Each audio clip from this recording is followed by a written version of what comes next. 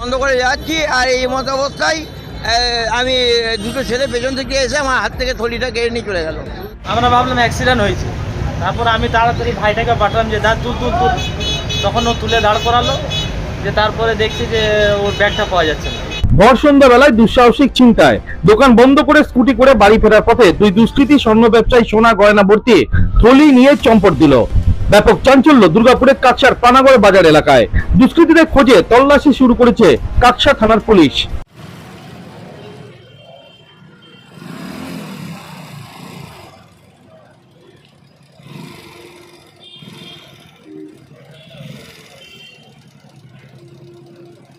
শুক্রবার সন্ধ্যায় সুবীর পাল নামে এক স্বর্ণ ব্যবসায়ী দোকান বন্ধ করে বাড়ি ফিরছিলেন। অভিযোগ, দোকানে 50 ফিটের মধ্যে দুই দুষ্কৃতী তাকে পেছন থেকে ধাক্কা দিয়ে সোনা ও রূপোর গয়না ভর্তি ব্যাগ নিয়ে পালিয়ে যায়।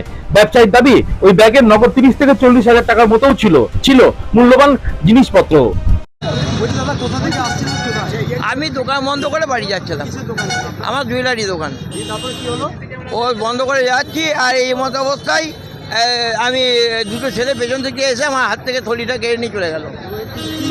তার মধ্যে দোকানের চাবি আছে, ব্যাংকের কাগজপত্র আছে, বেশ কিছু দামি কাগজপত্র আছে, এছাড়া অল্প 1,40-50 টাকা আছে, তার সঙ্গে অল্প কিছু সোনা দানাও আছে।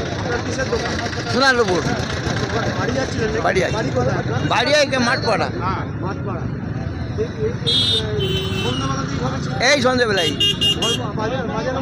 হ্যাঁ, বাজারে এই যে মাংস দোকানের সামনে।